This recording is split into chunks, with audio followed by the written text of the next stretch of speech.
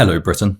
In 2016, as you know, we held a referendum on whether or not to remain a member of the European Union, to which we, as a nation, voted to leave. Fast forward a year and we're debating whether we leave or remain a member of the single market.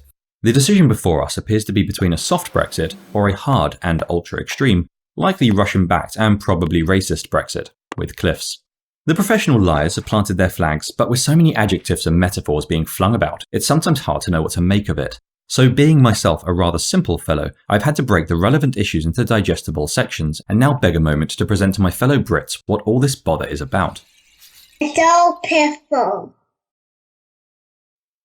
The single market originated in 1957 as the EEC. It grew and it grew both in size and power until it contained almost the entire continent.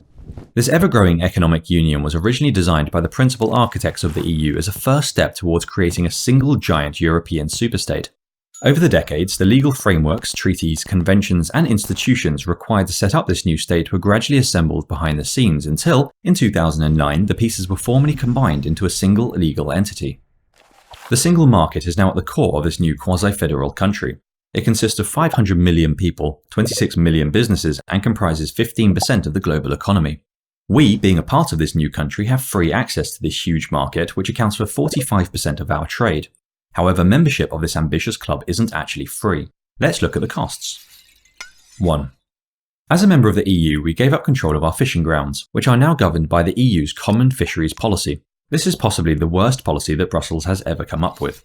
Boats are given strict quotas on what they're allowed to catch, and so when they inevitably catch the wrong fish, they have to throw them back dead.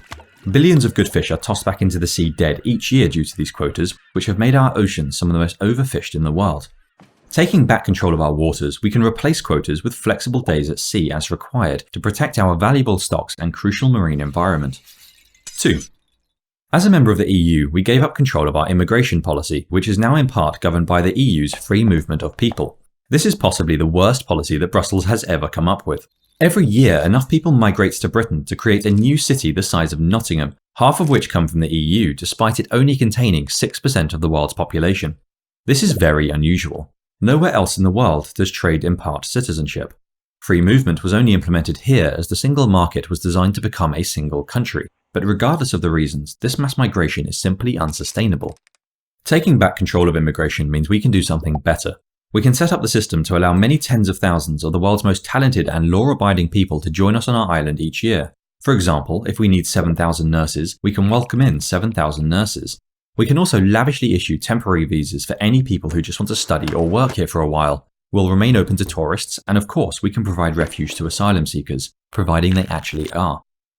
An equal borders policy is one that works to treat the world's people equally based on their merits, rather than simply discriminate on the basis of where they're from. 3.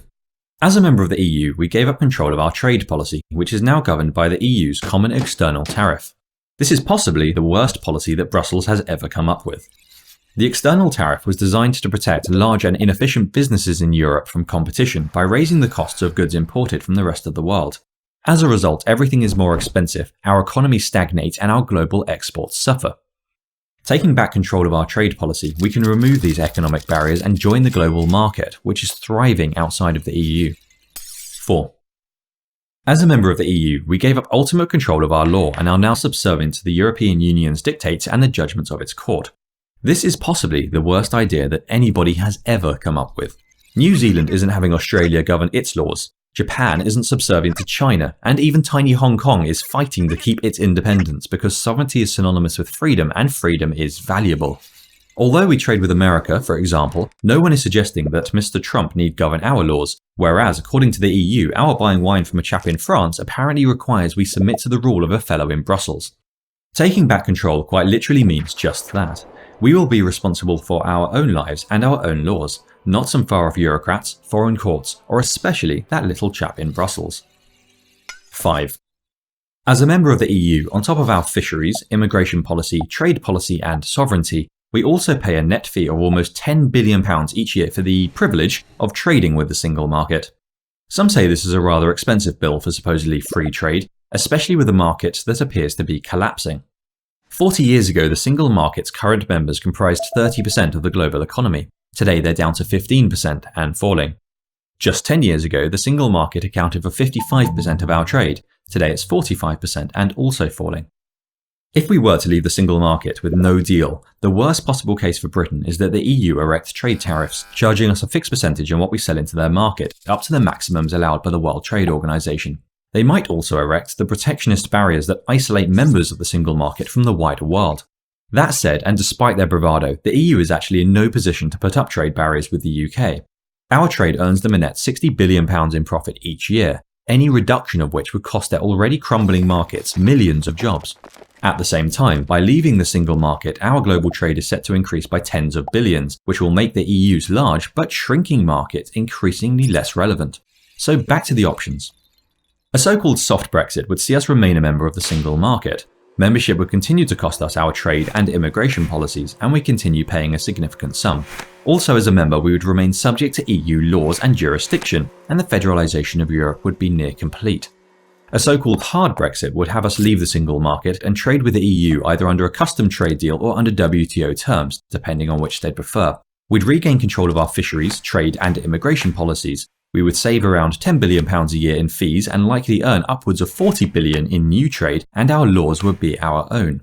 So this, dear Britain, is the decision before us. It's not about hard and soft, floppy or wet. It's about the 2016 referendum and an attempt to overturn the result.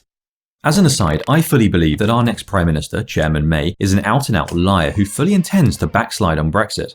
I hope I'm wrong, but I foresee, as with Cameron before her, there will be months of waffle about tough negotiations before she declares victory without any meaningful change to our relationship with the European Union.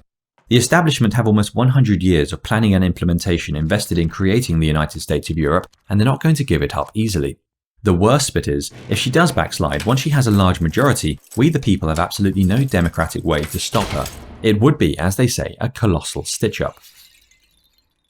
Elections are about the future, not the past, so it's time for a reality check. It matters not a jot at this point who voted to remain last year, be it Scotland or number 4 Privet Drive. We voted as a nation, and as a nation we must act because that is how democracy works. Therefore, we must leave the European Union. Then perhaps we can tackle our ridiculous national debt, our entirely unrepresentative MPs, and the first-past-the-post system that allows such cretins to win office in the first place. But those are topics for a later date. Feel free to share or re-upload this video as you like, and please do let me know what you make of all this stuff, either at YouTube or via Twitter. Just search for Piffle TV. And if you'd like to support me making more videos like this one, consider donating $1 each month via the website patreon.com. Anyway, until next time, good luck everyone.